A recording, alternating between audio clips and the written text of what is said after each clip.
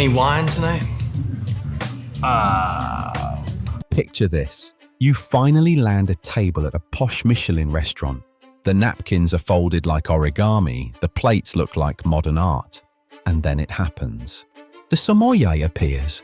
The room suddenly feels smaller, heavier. The wine list is thicker than a novel.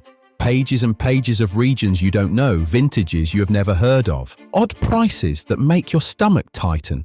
Suddenly, you are not enjoying dinner. You feel tested. The questions start. What kind of wine do you usually drink? Are you feeling adventurous tonight? And underneath all this is the true money grab. Because there is another quiet trick in luxury dining. At many Michelin restaurants, the food is only half the shock. You turn one more page and the wine pairing lunges out, sometimes priced just shy of the entire fixed menu, sometimes almost matching it. By the time you nod yes, you have effectively agreed to let the wine almost double your bill. But the real sting is not just on the check. Behind that polished suit is an industry that has been rocked by cheating scandals, accusations of harassment, stories of racist wine programs, and an inner circle culture where a tiny group of gatekeepers decide who is worthy and who is not. Unfortunately, this is not just about helping you find a nice bottle of wine. On the surface, the sommelier is there to help. In reality, a certain kind of sommelier uses expertise like a blade, turning one harmless glass of wine into a small public ritual of status, shame, and sorting guests into who belongs and who does not. So, here is the uncomfortable question. If taste is subjective and a good bottle is whatever you actually enjoy, how necessary is the sommelier industry? If you have ever felt talked down to by a wine list or a sommelier, stay with us and tell us in the comments about the most awkward wine moment. Officially, it is a very simple job description. A sommelier is the person in a restaurant who curates the wine list, stores the bottles correctly, and helps guests choose something that fits their food, their taste, and their budget. Modern sommeliers often oversee all beverages, not just wine, from cocktails and beer to sake and non-alcohol pairings. The role comes with a clear responsibility. The sommelier is meant to work within the taste preference and budget of the guest, not above it and not against it. In theory, they are your advocate at the table. Wine critic Eric Asimov likes to remind people that there is nothing mystical about enjoying wine. There is so much pleasure in wine, and we create so many obstacles to feeling that pleasure. A good sommelier should remove those obstacles, not build new ones. Jancis Robinson, one of the most respected wine writers in the world, has written that she wants people to trust their own palates. I would be delighted if every wine drinker felt confident enough to make their own choices dependent on their own individual responses. That is the ideal. The problem is how far reality has drifted from this idea. All the time I talk to people and they're like, a what? And they ask questions and then they're like, but I don't understand what you do. So you just tell people what to drink and you're like, yeah, that's kind of it. The history of the word sommelier is almost a joke about how far the profession has drifted. The term traces back to old French words for a pack animal and its handler, a kind of beast of burden that carried goods along the road for the household. Over centuries, that humble job mutated into a court role in European noble houses, the person responsible for the Lord wine supply and table service. Fast forward to the 20th century. In Britain, wine guilds and the worshipful company of vintners helped formalize wine expertise. That eventually led to the creation of the Court of Master Sommeliers. The first Master Sommelier exam was held in 1969. And the court was officially founded in 1977. Today, there are only a few hundred master sommeliers worldwide. The exam has a very low pass rate and is often described as one of the hardest tests in the world. The message this sends is powerful. Wine expertise is rare. Access is exclusive. If you do not speak the language or know the rules, you are an outsider. At the same time, wine itself has become a status symbol. Jancis Robinson has noted that wine is now a major signifier of sophistication and enjoys high cultural status. Put that status culture together with a tiny elite club of credentialed experts, and you have a recipe for arrogance. Tomorrow I'm taking the theory portion of the Master Sommelier examination.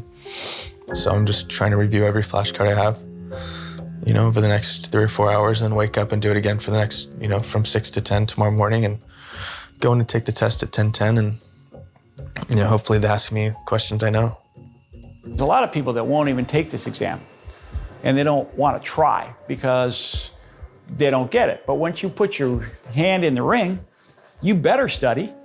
If you want to see the sommelier myth in action, look at the documentary Somm. The film follows several candidates training for the Master Sommelier exam.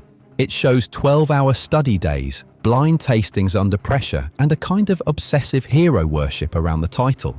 The sommelier is framed as a warrior scholar whose palate borders on superhuman.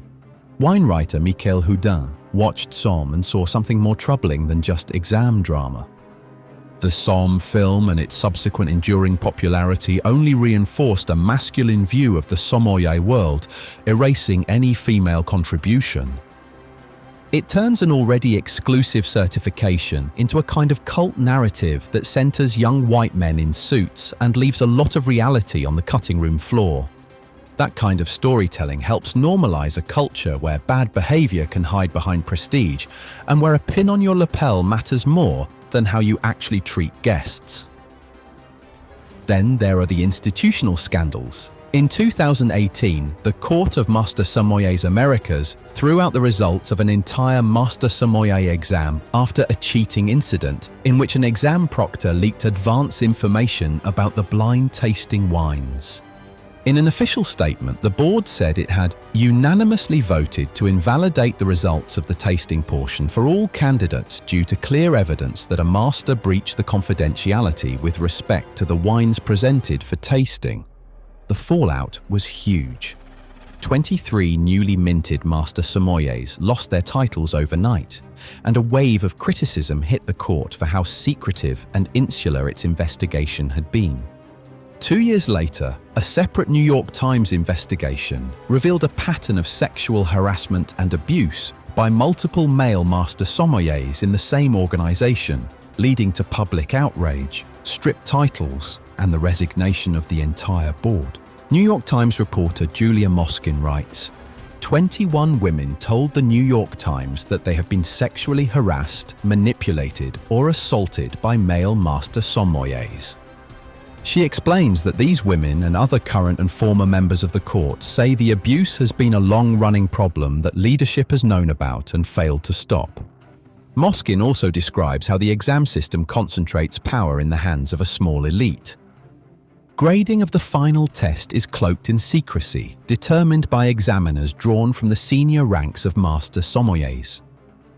She notes that letters of recommendation, access to expensive wines for practice, and invitations to educational trips are all controlled by these senior masters, who are, as she puts it, older white men. But this culture of gatekeeping does not just live in exam halls and boardrooms. It shows up at the table. A sharp example comes from YouTuber Wine King, a Korean wine educator and longtime professional. In his video with more than 10 million views, he describes visiting one of the best Michelin-listed restaurants in Los Angeles, spending over $800 on dinner and wine, and being effectively ignored by the sommelier. He explains that after politely asking for the wine to be decanted because it tasted very strong, the sommelier visibly frowned and then simply stopped coming back to the table. The bottle was left far away and the wine service abruptly ended for the rest of the meal. All across wine forums, many viewers shared the clip as an example of how high-end restaurants can treat guests they perceive as lower status or the wrong kind of customer. None of that has anything to do with your glass of wine, but it shapes the culture.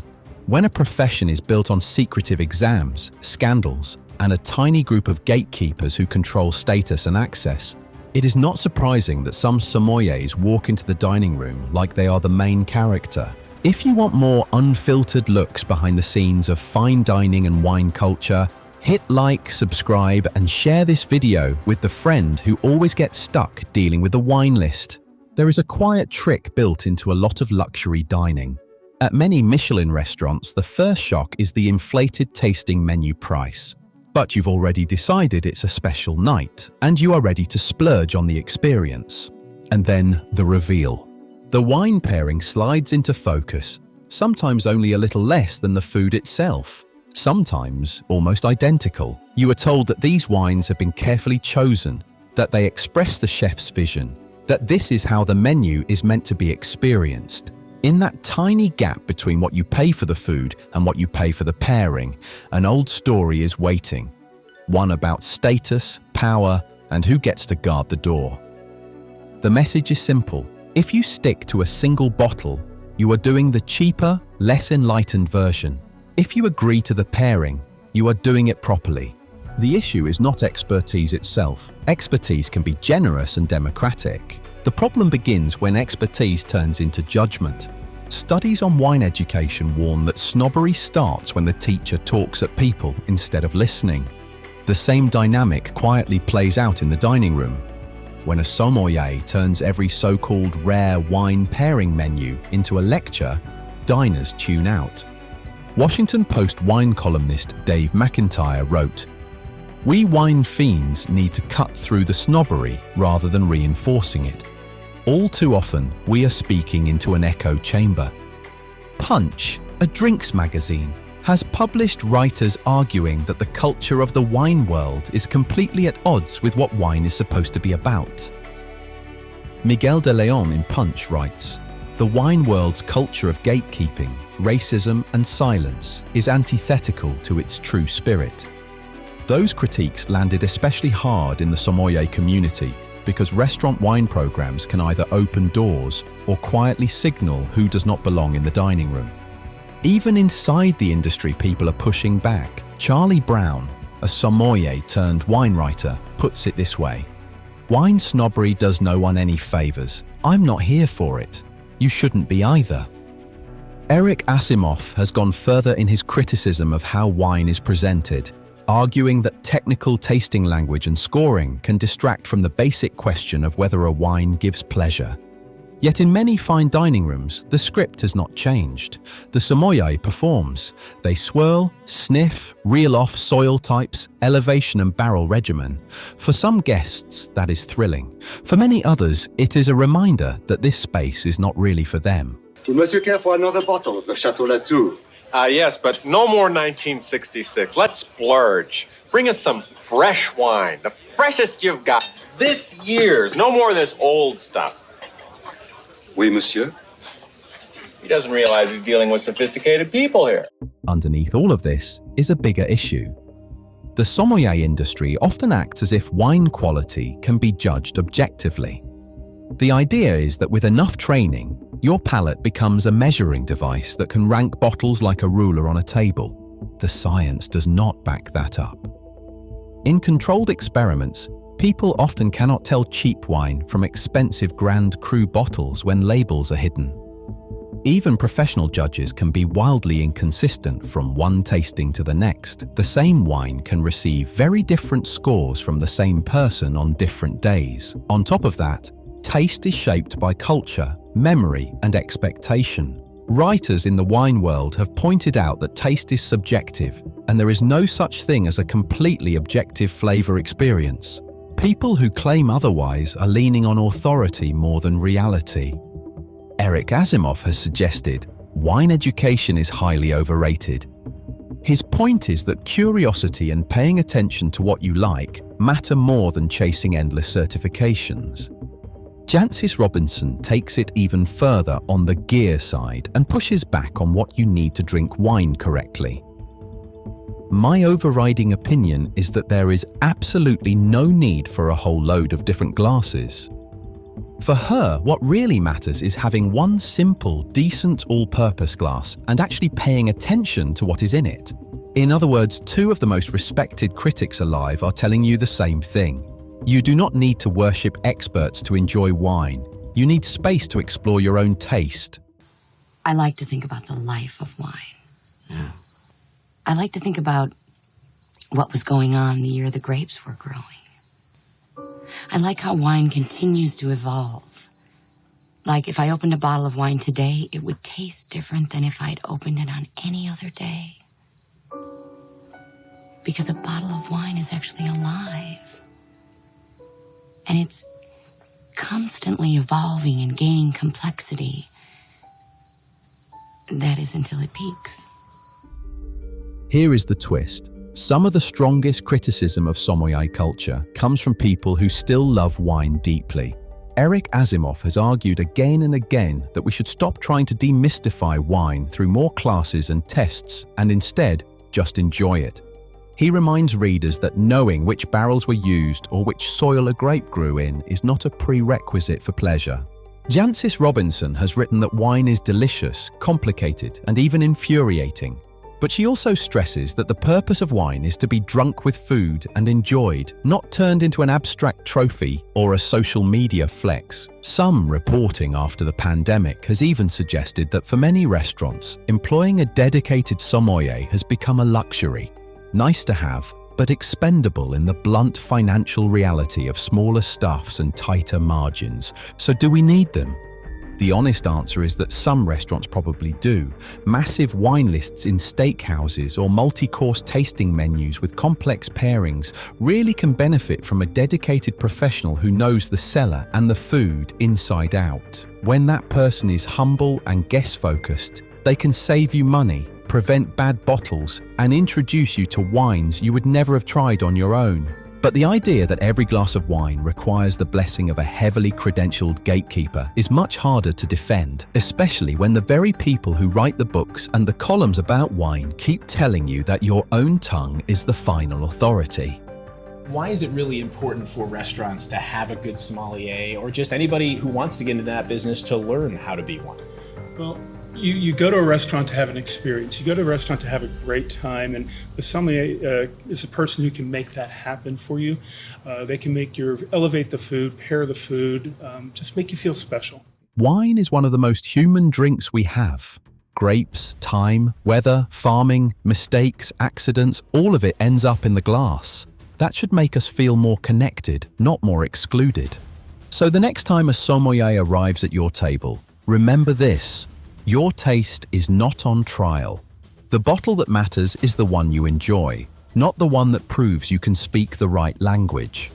And if you ever feel yourself shrinking under that famous question, what kind of wine do you like? You are allowed to answer with the most honest sentence of all: I like the kind that makes dinner better, not pretentious. Tell us in the comments what your ideal sommelier would actually do, and tap subscribe for more exposés on the power games hiding behind fine dining.